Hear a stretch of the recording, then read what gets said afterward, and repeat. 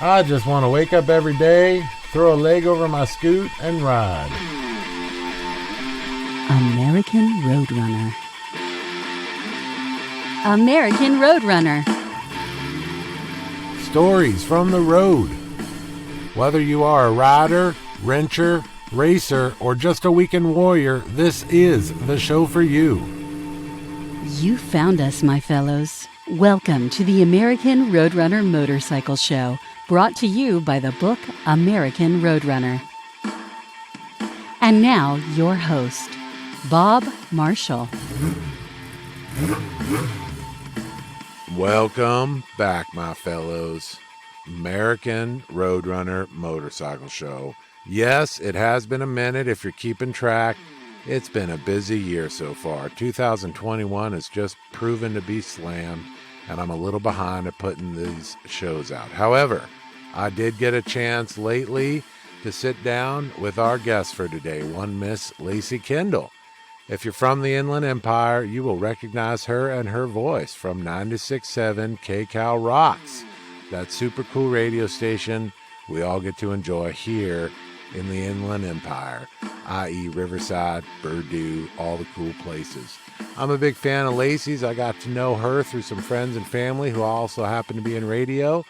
And boy, she had one heck of a motorcycle story, and I just had to capture it for y'all and play it for y'all. Let's think. Upcoming events. I'm heading out this weekend. Going to hop over to Grants, New Mexico.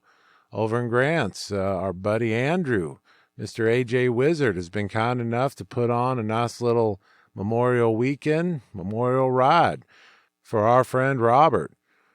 Needless to say, Robert was one heck of a chopper dude. Unfortunately, he passed away a few weeks ago.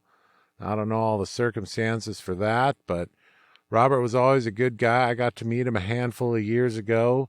I remember we were at a show, and I brought my Honda V-Twin 1100, and I was the only guy at this chopper show down in Bisbee just spewing water all over the place. Well, Robert was a guy with some red caulk, so he let me steal some of his red caulk, and I was able to seal back up my water system and get on home to Southern California without an issue. Needless to say, Robert would pop up here, there, and just about everywhere, and he had one heck of a righteous chop as well. He may not have been a stampeder, but he definitely knew how to keep up with us stampeders, and I'm gonna really miss him. So I'm excited to spend some time and hop over to Grants and hang out with some of our fellow chopper heads and some fellow stampeders and get to celebrate Robert, all the good stuff he gave us when he was here. So, show today, Lacey Kendall, 96.7 KCal Rocks. We're going to also do a bit of a tech corner, bringing that back. Everyone likes a good tech corner.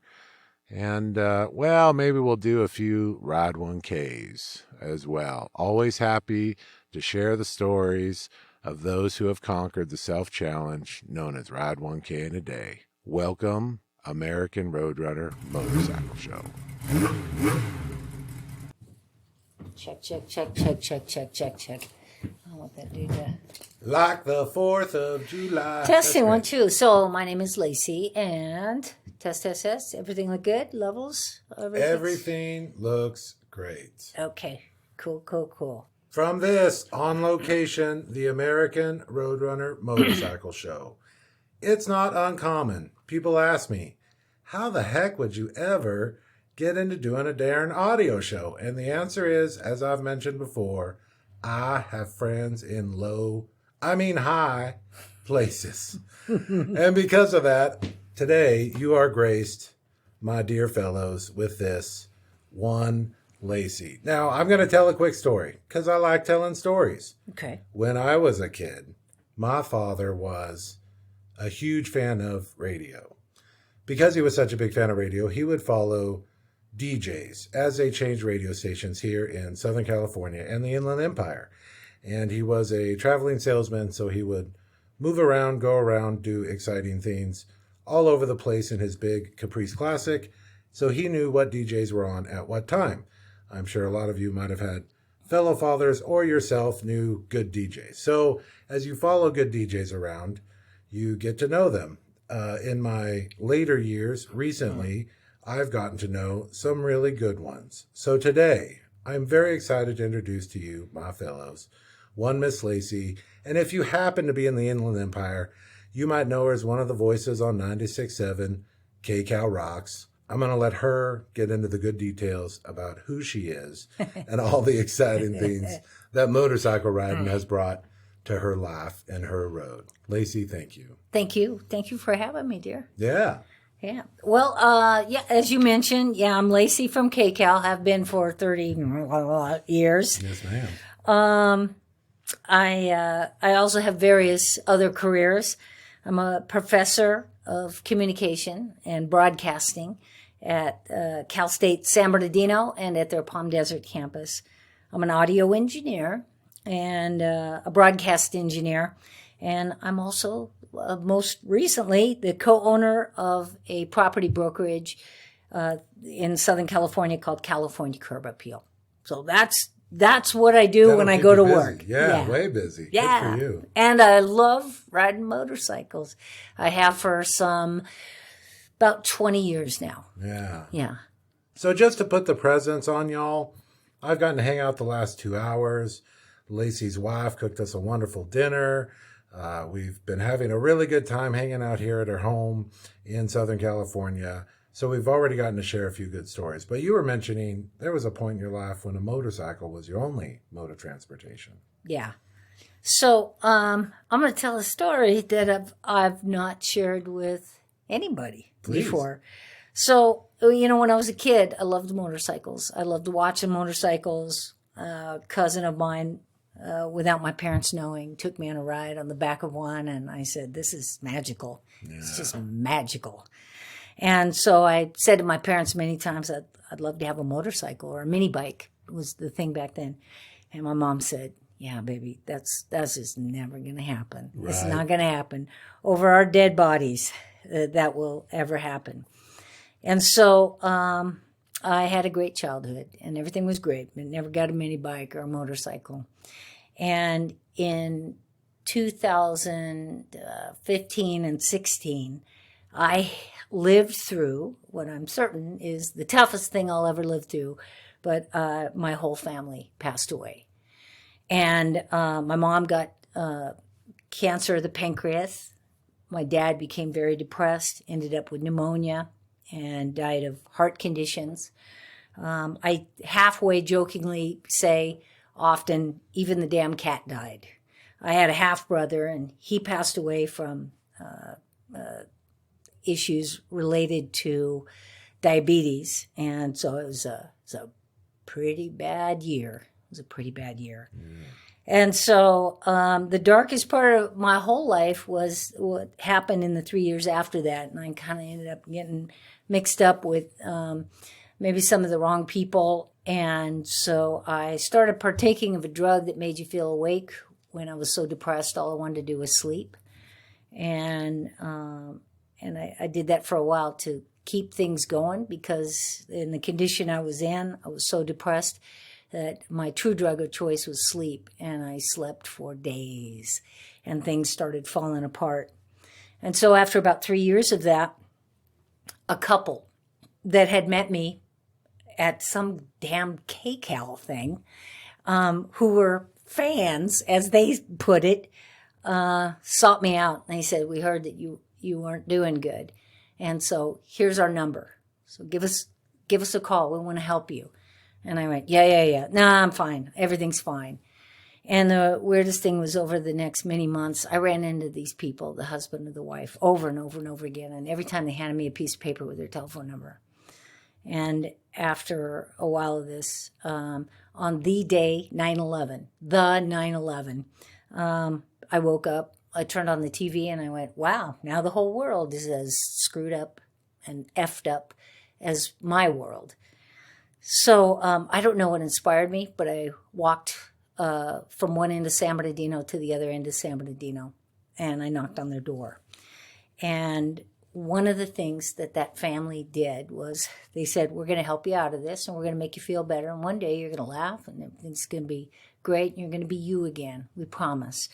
But they introduced me to recovery. And one of the weird things that they did that made no sense, there was a lot of things they did that made no sense until, they made sense. But the husband, his name was John. They called him Big John. He gave me a coffee can that had the lid duct taped to the umpteenth degree, closed with a slit in it.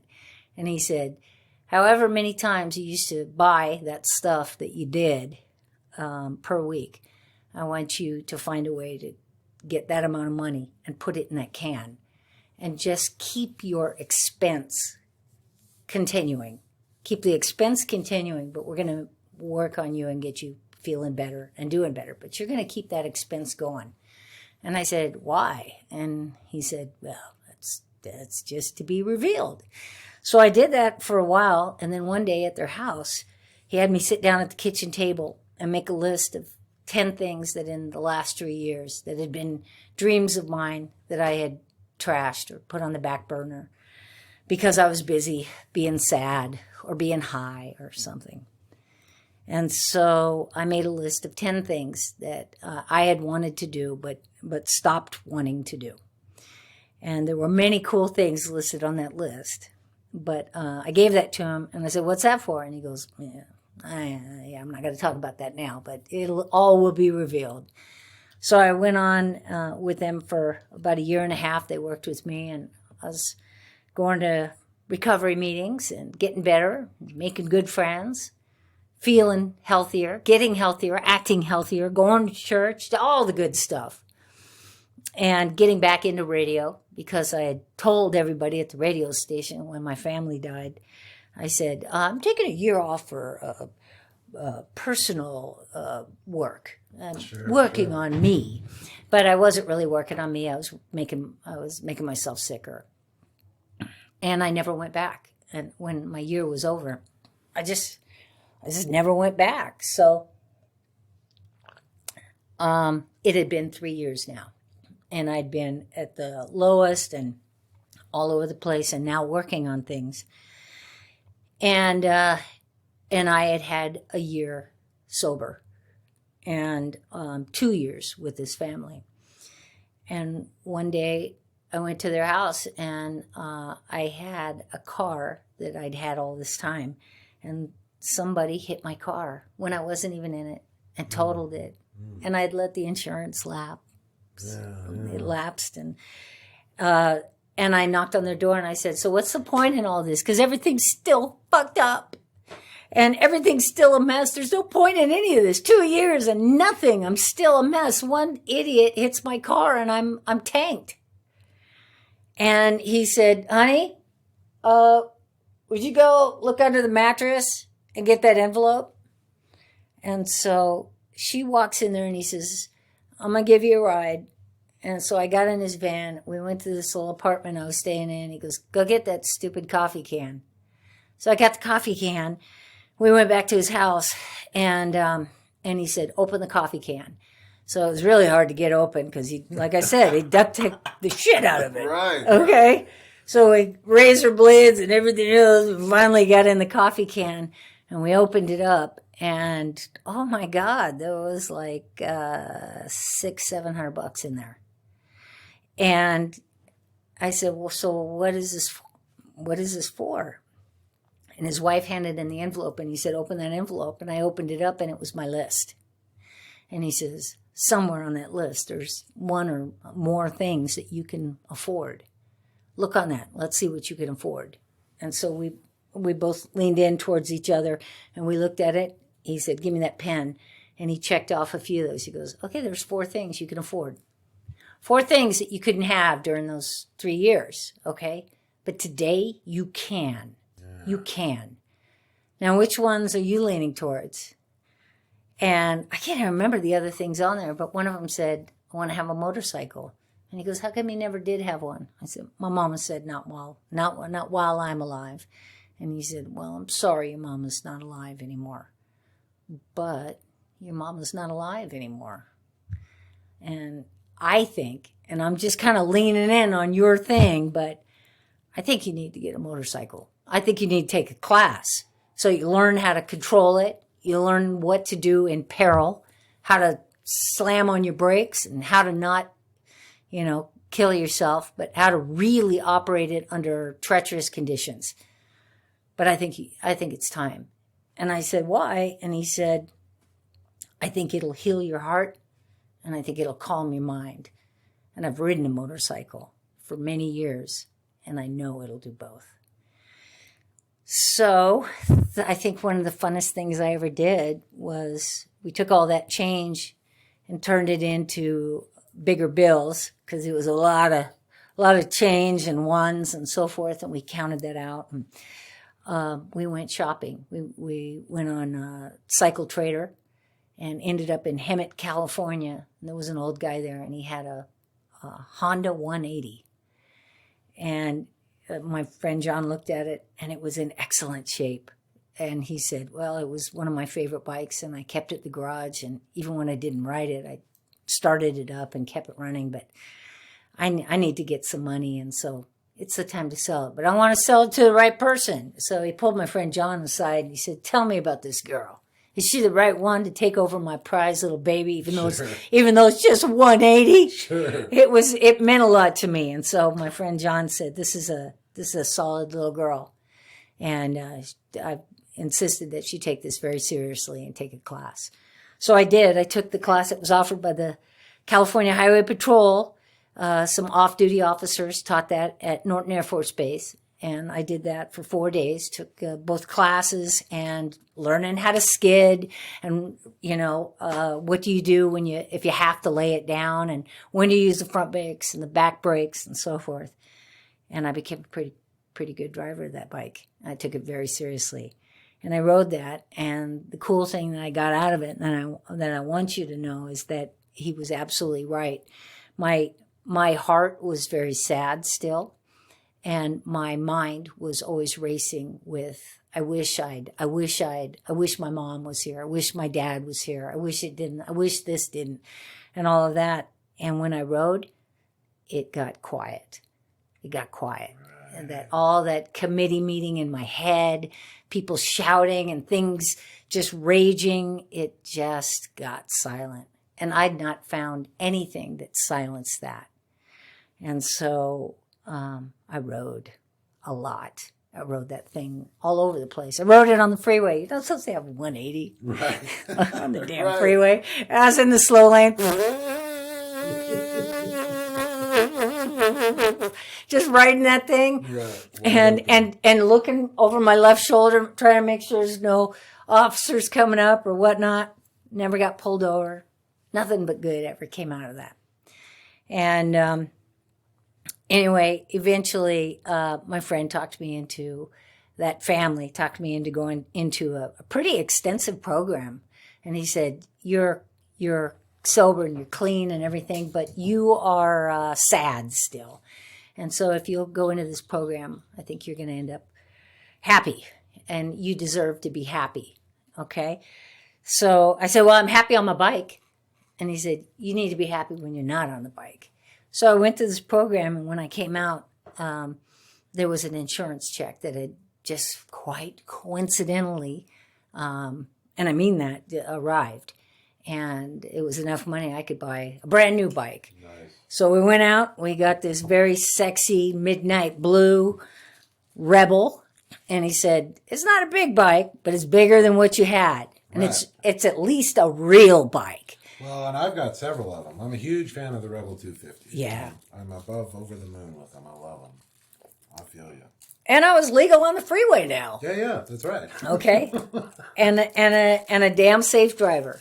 So anyway, I got that, and I went from there on to I wanted to get a bigger bike, and I got a Yamaha 650. And I can't even tell you what the model was, because this is what I did. I bought it from the chaplain of the police department of Colton, California. Okay. And his nephew had passed away, not from the motorcycle, but he'd passed away and he'd owned that. And the day that I bought that, his wife and the chaplain, they stood there, they said, sit on the bike. And they put their hands over me and they prayed for my safety and my wisdom while I was on that bike. And God would just lean in and keep me and anybody in front of me safe. And that never failed. That prayer. And so I took that bike and I started working again. I was now working. I was in radio and I was got a job working at the university. And then I went on and got my master's degree because when you work at the university, your education is free. So I went class by class until I got a master's degree. Then I got a higher position. I was still riding that bike, and I did a business plan for some businessmen I knew, and they got $1 million contract out of it. And so they went and asked for my bike, and they had, I want to remember his name. They had one of the world's most famous motorcycle and race boat painters paint my bike. And this was all around 2000, give or take? Now we're talking about 2007. About 2007 we're at now. Okay. And so anyway, I got a $5,000 paint job on a bike I paid $3,000 for. And he took anything that said Yamaha on it. Oh, it was a Yamaha Classic Tribute. Right. That's what it was. Good bike. And so it looked like a Harley, but now it was a nothing bike. It said no name on it. And now it had a $5,000 paint job on it. And when I went there to get that bike, I was blown away. The best ride, I'm going to jump ahead. I know you're going to ask me, what's the best ride you ever did? Lacey being in radio, she will outdo me in this game all day long. I know the interviewer's gig. I know your gig, brother. Thank you. So the best ride I ever did was that bike with a fresh paint job. I rode from Rialto, California to San Simeon. I hit 9 beaches in 11 days. And that was an amazing ride. And I had a friend on the back and a backpack, and I bought all the gear bags and everything. So there was plenty of gear in there. And that was the moment that in those moments of silence, inside of my helmet, riding on the highway up the coast, that's the moment I said, I'm okay. I ended up okay. I really did live through this. And I'm sad the way things turned out, with my family. But I think I was looking at things different, and I was going, oh, man, my mom would be so mad about this bike, but she'd be so happy about everything else. And the bike had driven me to that place in that world that I was now in. Yeah. That bike drove me there. I didn't drive it. And it was just a beautiful moment. So when you ask about bikes and what they mean to people, to girls who drive, or guys who ride, old people, young people, whoever, don't ride if it makes your mama unhappy. Because there'll be a day when you wish you did everything to make your mama happy. But I think my mom would be happy where that bike has driven me. Better make your mind up and take the medicine before I change my mind and go. Made a couple phone calls, they'll be rolling up. Don't be caught with your trousers down. Put a little light on the hills as we're coming down. It's the only way to see the road.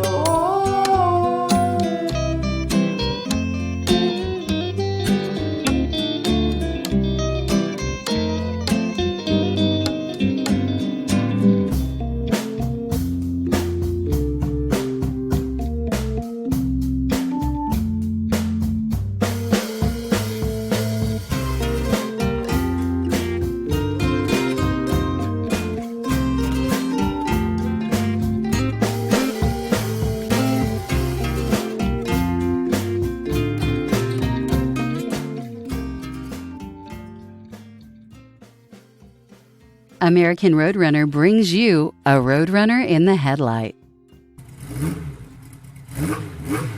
One of our 6th annual riders crushed his second 1K this year on his 2019 Harley-Davidson Road Glide Special, 1,012 miles in 15 hours, 58 minutes. Congrats on another one, Leo. Thanks for supporting the ride year after year. He writes, I've ridden this 1K exact route before, but this time it was for my first visit to the Sturgis Rally.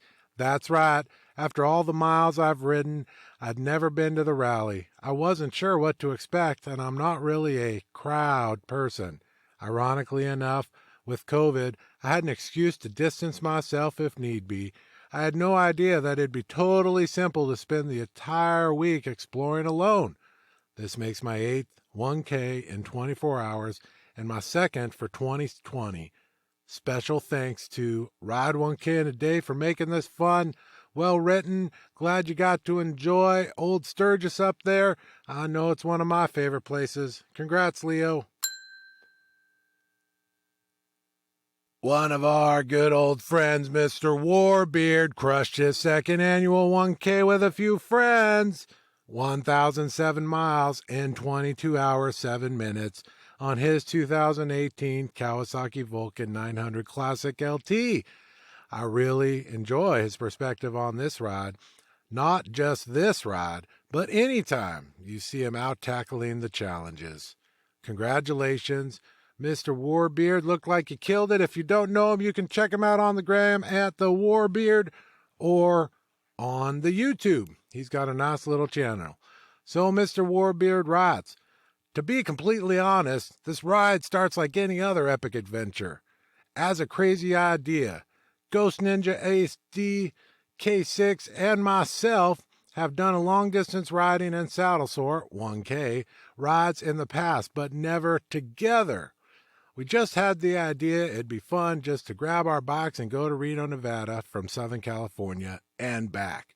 We had loosely planned to leave from Hemet, California on July 12, 2020 at midnight, head up Highway 395 to Reno, Nevada to the 80 and head back down the 99 and return to Hemet, California on June 13th and stop for grub in Reno, Nevada. But that's all we had planned.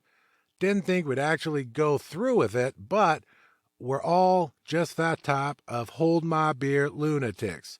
Without a true plan or mapped out route, we loaded up the bikes and prepared for the road ahead. Despite all we had gone through as a group and individuals during this expedition, this whole experience was one epic adventure. From riding through pitch black desert to riding into a sunrise, then in turn freezing our asses off in the little celebrations of minor accomplishments and leading into a mind-numbing, butt-down, one hell of a blaze of road, only to conquer all of that and arrive back home. We all came out of it with a new appreciation for each other and the elements of the road. There is nothing like crushing some miles with your friends and being able to share experiences that some couldn't even fathom of being capable of coming close to. I urge anyone and everyone to at least attempt this challenge. The rewards, 10 to 1, outweigh the trials and tribulations you'll go through. So grab your bikes and buddies, get out there and have some epic fucking adventures. Signed, Mr. Warbeard. Congratulations, amigo Warbeard. If y'all don't know as well, I know in my recent weight loss race against one Mr. Dump Truck of losing 50 pounds in 6.5 months, Mr. Warbeard was a great inspiration. Appreciate your friendship. Appreciate your epic words. Thanks for being around for the rest of us, Warbeard. Let's get on over to dboon_96 knocking out this one plus halfway across the country as part of a coast-to-coast ride. 1,057 miles in 16 hours, 12 minutes. Also 1,557 miles in 23 hours, 47 minutes. Worth mentioning. This is on his 2019 Harley-Davidson Road Glide. He writes, I left my hometown of Waterford, Connecticut, embarking on a cross-country ride on July 24th with Kansas in mind as my first stop. I continued on traveling through New York, New Jersey, Pennsylvania, West Virginia, Ohio, Indiana, Illinois, and ended in Ellsworth, Connecticut, using I-70 as my main route. Well written. Congratulations, D Boone _96, knocking it out. And on over at FX_Steve, crushed his 1K with a few friends, leaving Sturgis on his 2008 Harley-Davidson Softail Lowrider, 1,003 miles in 19 hours, 17 minutes, and then 300 more before calling it done. This is a good one. I'm going to need a sip of coffee to get through this one. It started with having a killer time out at Sturgis, which was 1,600 miles, 2 days ride to get there, along with a little sleep and a lot of late nights, and decided Tuesday night to take off before sunup Wednesday. The plan was to see how far we made it before we were too tired to get a hotel along the way. None of us had more than 3 hours sleep that night. Got up, got ready, filled up in Sturgis just after 5 a.m., and took off. We were in Wyoming pretty quick. Stopped for breakfast and a gas top-off. Ran into a buddy from back home riding solo with his wife on the back, and he ended up tagging along. Kept on going through Wyoming, and man, that took forever. Another sip of coffee. Dropped into Utah finally and rode around Salt Lake City down 189, around Deer Creek, Ressie, which was pretty dope and led to a bunch of downhill, fast-paced sweepers that we were able to rip through. Onward to Nevada, we stopped in Mesquite, Nevada at 11 p.m., where we thought we were going to get a hotel. That was our 1K mile marker, and after some shitty McDonald's sandwiches, we decided to push on home for another 5 hours to avoid the next day's heat. Vegas came quick and easy. Prim was the same. After that started to get hazy, and we started going into overdrive. But we made it to our last stop in Yermo, California, after a hot ride through the Mojave at 3 a.m., and nailed the last 80-plus miles down into San Bernardino at 4:50 a.m., and that's the only time I've ever been happy to park the bike. I can imagine coming down the 15 into Purdue, always a good trip. I've done this particular ride a few times myself, but boy, they really killed it. I'll have to mark it sometime. It's a good idea at Ride 1K. We'll see how it all works out. Mr. FX Steve, congratulations. Thanks for sharing your story with us, getting from Sturgis to old San Bernardino in such fast time.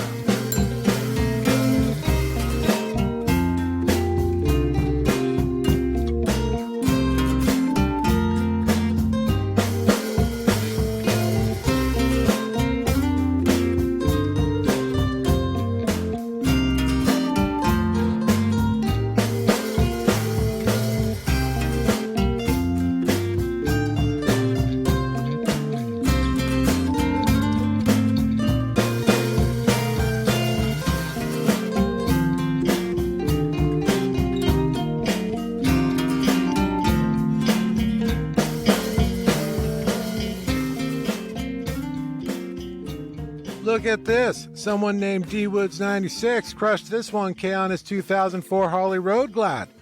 If you don't remember DWoods96, he might have a cool little podcast, The V-Twin Life, that I happen to be a guest on lately.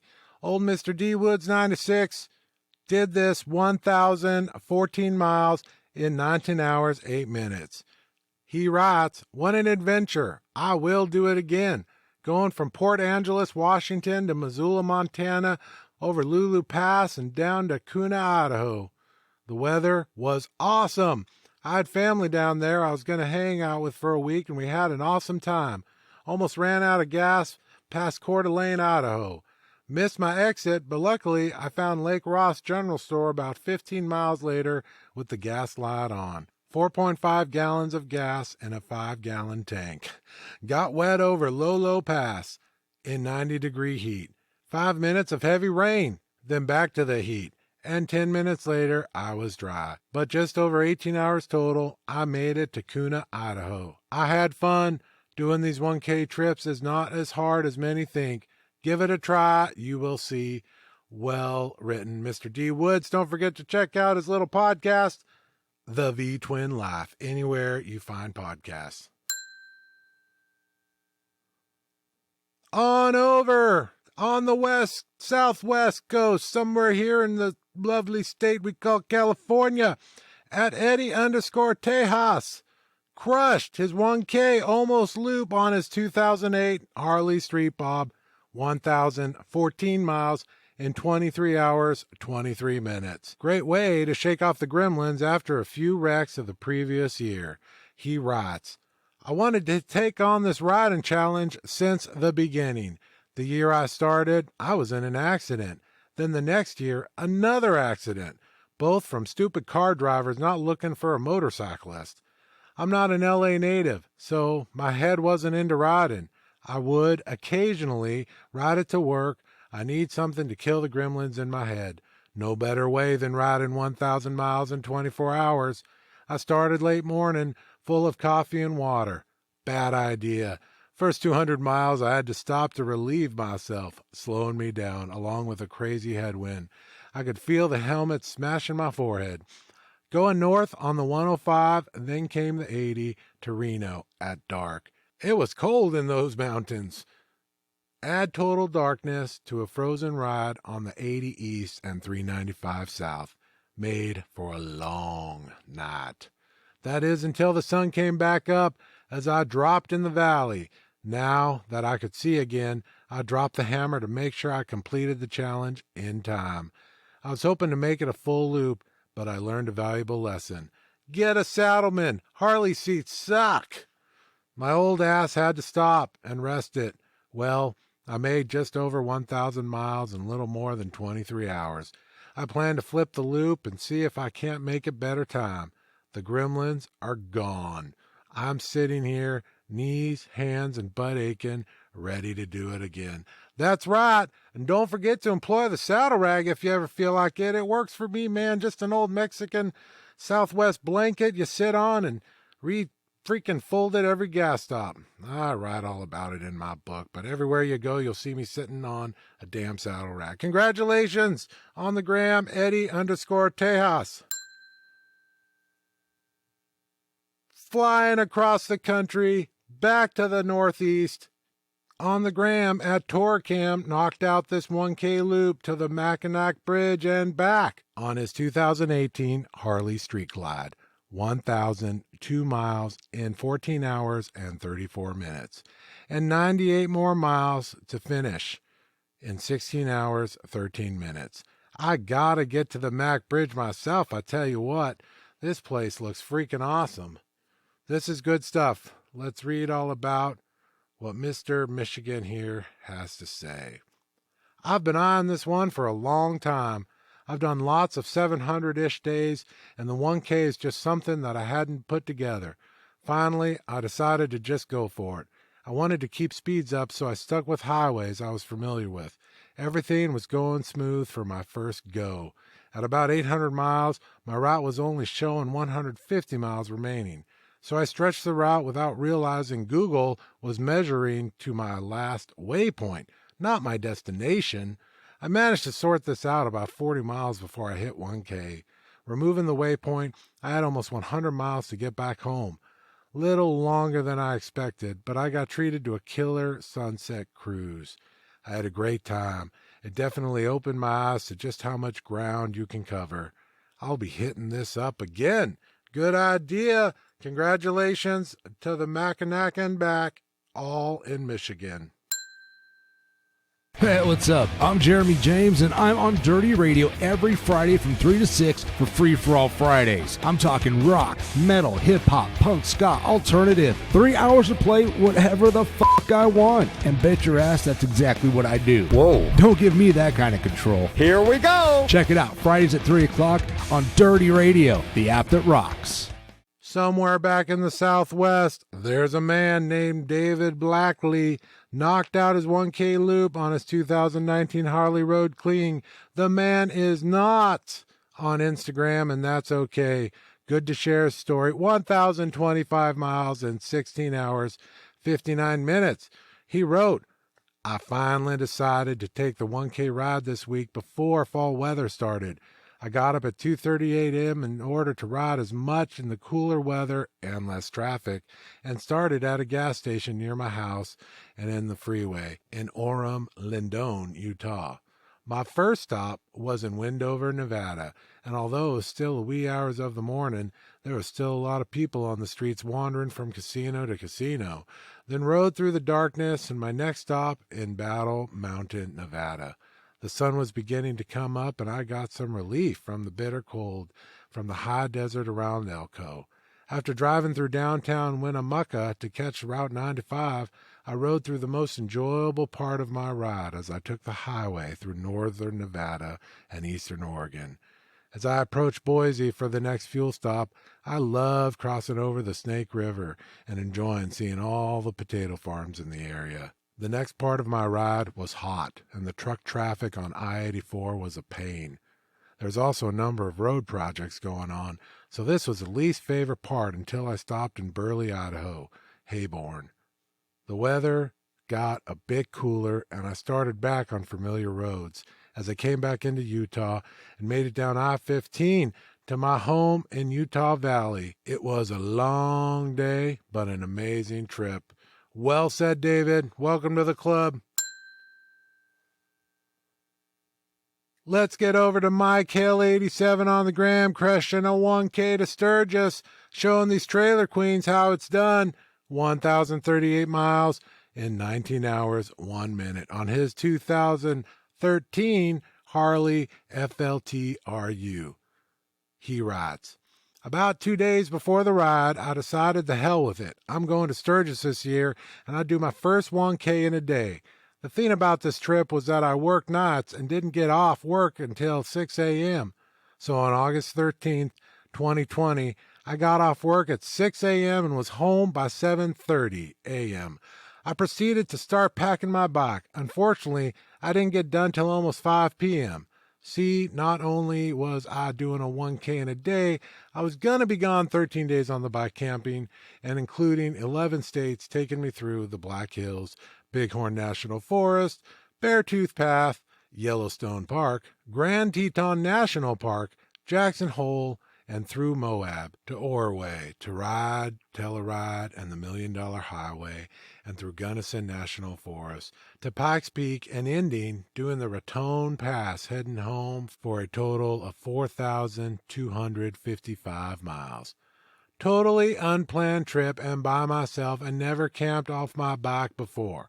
So after getting the scooter packed, I laid down for a nap, getting up at 10 p.m.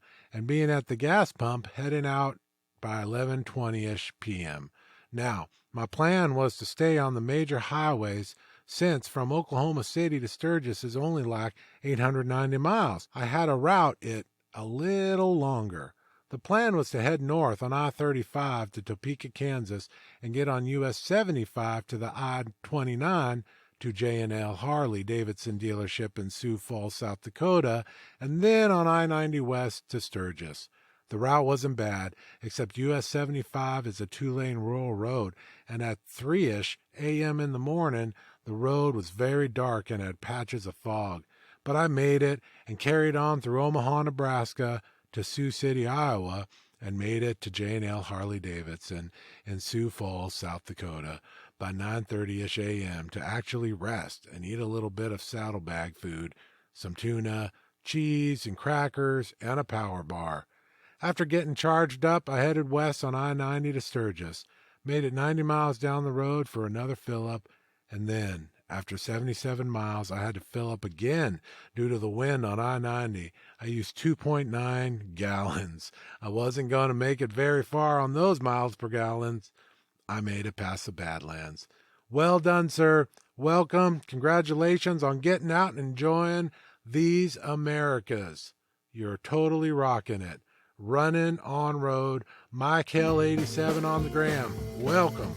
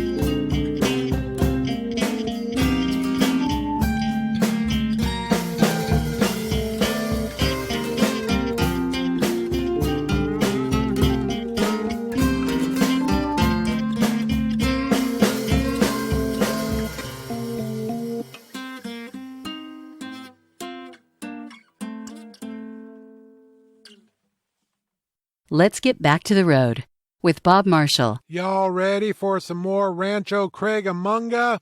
Breaking our records for most consecutive rides. 5. So he rents a 2019 Harley Electra Glide to get it done. Makes sense. After all, he did blow his motor twice this year on our rides. So day 1, 1,008 miles in 14 hours, 46 minutes. Wow, that's fast. Day 2, 1,010 miles in 14 hours, 38 minutes. Even faster. 5K total, 5,026 miles in 4 days, 10 hours, 17 minutes. 73 hours and 47 minutes of that crushing the 1Ks. Rancho Cucamonga, Craig from Rancho Cucamonga, on the gram at Rancho Cucamonga. Congratulations on getting it done, man. You're just killing it.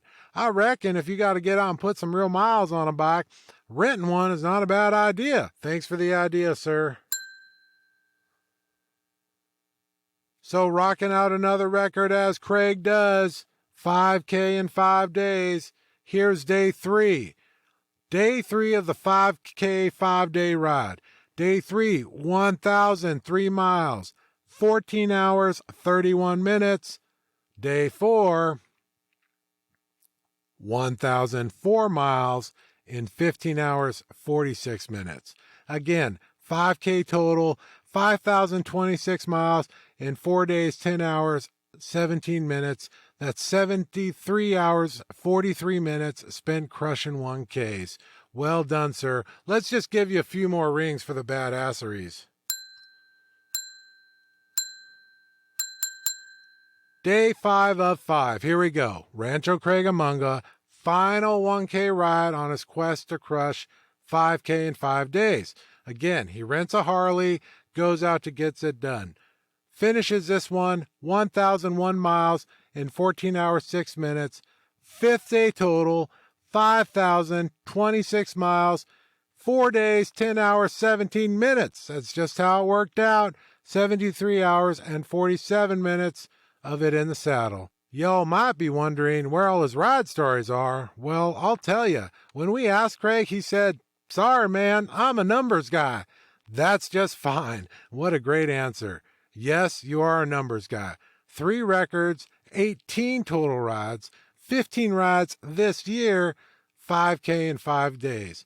What's next for Rancho Cucamonga? Only the future will tell us. Congratulations, sir. 5K, 5 days. And our old buddy, SD_real_estate, crushing a 1K loop in sunny California, which is good. His 8th this year, 9th overall. He might have a few more stories to submit, but here's what he writes on this one. Southern California, he writes, "After turning several 1Ks into a couple-day trip, work and life forced me into having to do a turn and burn again. I was annoyed and actually a little frustrated that I had committed myself to this once-a-month thing. Life was busy, and I was out of days in the month. I just wasn't a good time to check out for a day. Just after the first gas fill, I was getting on the freeway, and that all went away, and I was immediately reminded on exactly why I committed myself to this once-a-month thing. So I would prioritize the important shit." The smile hit my face, and it stayed there for the better part of the entire day. I acted annoyed when the ranger at Yosemite turned me around at the gates for not having a reservation, but as I pulled away, I was pretty happy that he directed me to the 108 to cross over. I'm always stoked to find myself on a road I've never been on before. The ride was epic and very relaxing. After doing the last couple with a time goal, this was amazing. Walked into a gas station for a snack, and taking time to actually chew it felt like a real luxury. Well, tomorrow is the last day of August, and I'm just now posting this, so yeah, another hectic month. But I'm not annoying this time. I know tomorrow morning I'll get on the bike, and everything will be as it should. Can't wait. Hashtag miles for smiles. Hashtag do fun shit. Congratulations, our old friend SD_real estate. Let's get to a good one. The Mad Flying Frenchman crushing this PNW loop way up north in Washington, bit of Oregon, on his 2008 BMW R1200 GSA. 1,012 miles in 17 hours and 29 minutes. He writes, literally, I planned this the day before. My buddy Jeff was on leave from aerial firefighting for 5 days, and I asked if he wanted to go. It was my day off, so we went. Pretty rad trip. Totally mental cleanse. I can only imagine. Congratulations at the Mad Flying Frenchman on the gram, crushing a 1K. Let's get to a good one. Rider 1 of 6. This sounds pretty freaking epic. From here in Southern California, up north and back again. This one's at the rider_MU_142, crushing the 1K loop with a few buds. 1,051 miles in 22 hours, 50 minutes on his 2007 Harley Street Bob. Riding through hot Mojave Desert started at midnight to the early morning, watching the sunrise from the western Nevadas. We rode northward on the loop and back to the 50 west down Highway 395, greeted with the smoky air from the nearby fires. We rode onward towards night, making good time. We made it under 24 hours, 6 Harley-Davidsons, and 1 Yamaha 1,000 miles. Congratulations, y'all. More to come. Rider 2 of 6 at Bust_Buster, crushing a 1K loop with his friends, 1,049 miles, 22 hours and 46 minutes on his 2017 Harley 48 Sportster. He writes, to think I'd take my Sportster with a 2.1-gallon peanut tank on a 1K ride, but it was all worth it. Riding through the Mojave Desert in the early hours of the morning was awesome. To end up at Area 51 Alien Center right before sunrise was amazing. Finally found out how many miles per gallon my Sportster does on the highway. So glad I brought a 2-gallon reservoir for emergencies. Filling up 14 times at a gas station and 5 times on the side of the road due to low fuel was funny to me. Felt like I slowed down the group, but it helped to get a stretch in by stopping more often. Driving past Mono Lake was an amazing experience. Lastly, to the final stretch home as time was ticking was a rush. Good wake-up call, getting back on the road, start gaining miles. Would most definitely do it again, an experience I would never forget.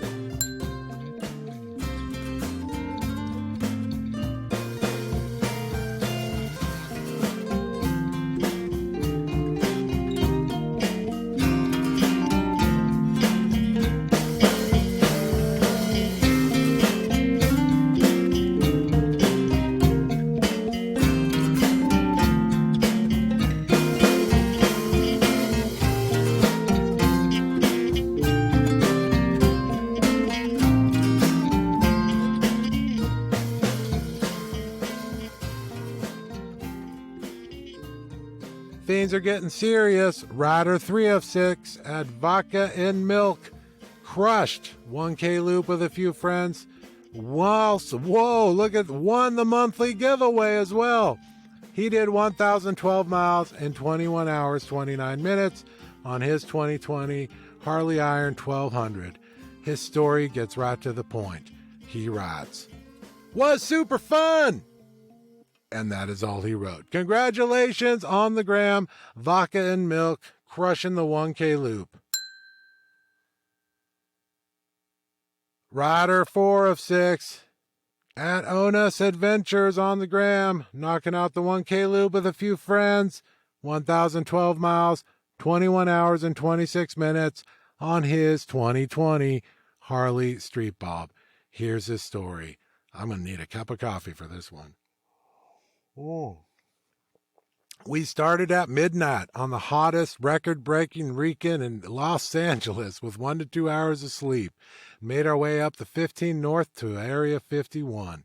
Blasting through the night heat, we eventually made our way to Sinclair, Nevada, and thank God for the cool air as we headed towards Carson City and eventually heading back down the 395 south where the most incredible views awaited us until we were met with fire clouds and blasting heat wave from the Mojave Desert. We all finished exhausted, and some of us in some pain and double vision, but we all made it home safely. Amazing 1K experience, well written, ONOS adventures on the gram. Rider 5 of 6 at Brian 4560 knocked out his 1K loop with friends. This is doing 1,065 miles, 22 hours 47 minutes on his 2020 Harley Iron 1200. He writes, my first 200 plus miles happened to be the ride 1K in a day, more so not having slept at all since the 7 a.m. of the day before, having gone to work.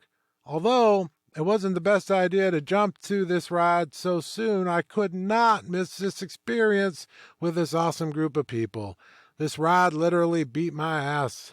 We started off at midnight and spent the whole day riding to finish this challenge. We saw the sunrise in between the mountains, riding on Highway 127. We tried to beat sunset, but darkness quickly caught up to us. I had a great time completing this ride. I will definitely be back to complete this once again. Well done, well written. At Brian4560 on the gram. Let's get to Rider 6 of 6. TIMM_MMAYY, crushing this 1K loop with friends, 1,009 miles, 21 hours, 37 minutes on his 2007 Yamaha Roadliner. Congrats to the whole group. 6 of 6, you guys are rocking it. He writes, there are many things a person could complete in 24 hours. However, riding 1,000 miles in 24 hours is definitely not for everyone. The first 108 miles went down pretty easily. The last 200 miles kicked me pretty good, and I barely made it home due to a rockin' mix of dehydration and overall fatigue. Thanks to the support of my group, I made it home. Doing 1K in a day is a way to become one with your bike. Boy, that's an understatement. Welcome to the group. Hey, what's happening? I'm Jeremy James, and my new show is coming to Dirty Radio. Kick Rocks, the hip-hop alternative. So, yeah, it's an alternative hip-hop show. Rap rock, rap metal, old school rap, underground hip-hop. Hey bartender, hit me with a double and introduce me to that girl with the bubble. Yeah, I roll it down Rodeo with the shotgun. We bring chaos to blocks, riots to blocks, we're rock spots. Together with friends, don't let friends listen to rap metal. Yeah, you can ignore that last part. Kick Rocks, the hip-hop alternative with me, Jeremy James. Saturdays 5 to 7 p.m. coming soon to Dirty Radio. Let's go to the corner. It's time to talk tech. Welcome back to the Tech Corner. So, it has been brought to my attention, I just don't do enough of these. And it occurs to me how much I'm fortunate enough that people reach out to me throughout the day, throughout the week, throughout the month with good questions. So this one actually came to me today from SJ Cooper 87 on the gram. He says simply, what do you do when it all comes down to having your windshield in front of you, in front of your line of sight, and riding through the rain? How do you keep the rain off the old windshield? Well, I'll tell you, there's a few different ways to do it. I'm sure we've all heard of it. Pledge. Pledge is pretty cool, but you got to carry it around. You got to carry a soft cloth with it. And I'm talking just, soft lemon scent, furniture polished, 99-cent store stuff.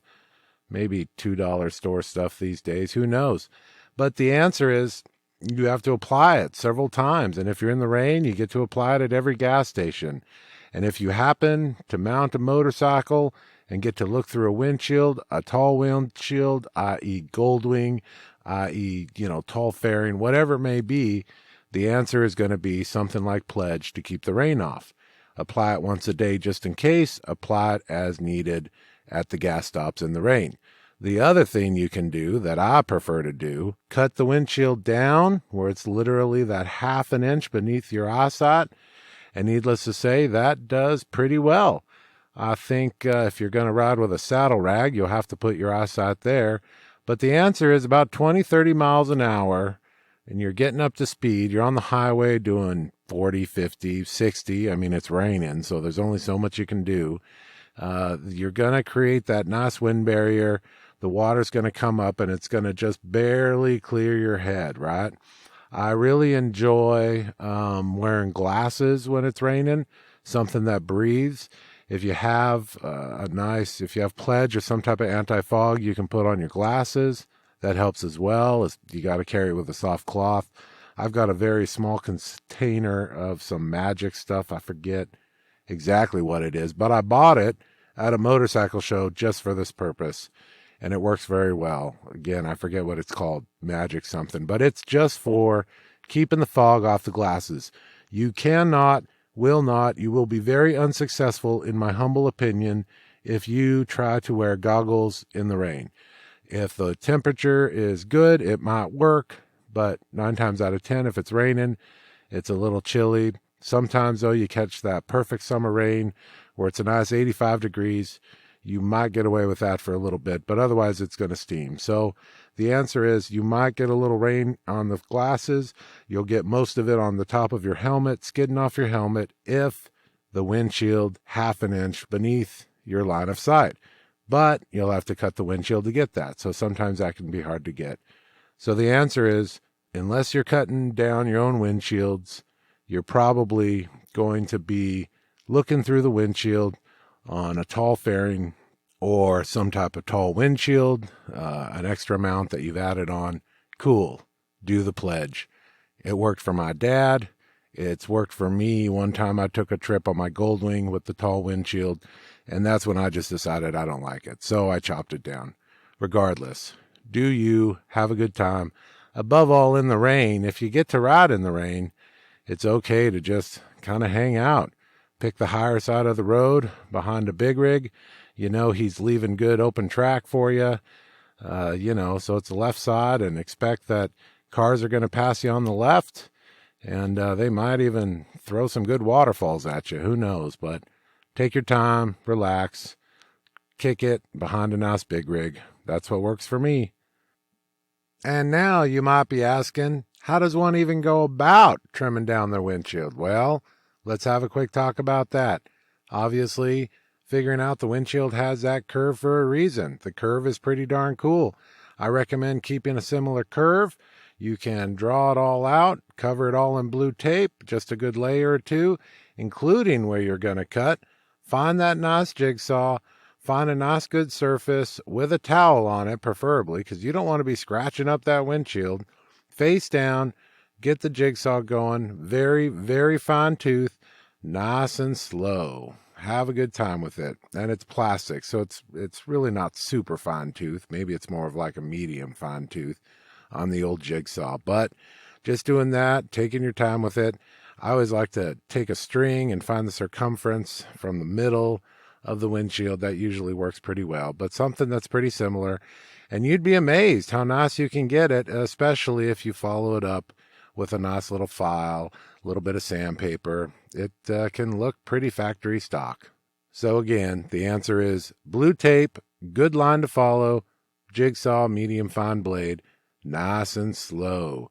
Make sure you're not pushing too hard on the plastic, because when you're pushing too hard on the plastic and or the jigsaw, that's when it breaks. Don't ask me how I know that. Thank you for your question. This has been your Tech Corner, American Roadrunner Motorcycle Show.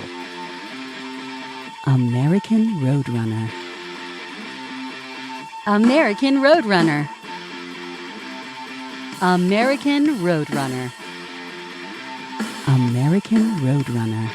All I want is a machine between my legs and open road.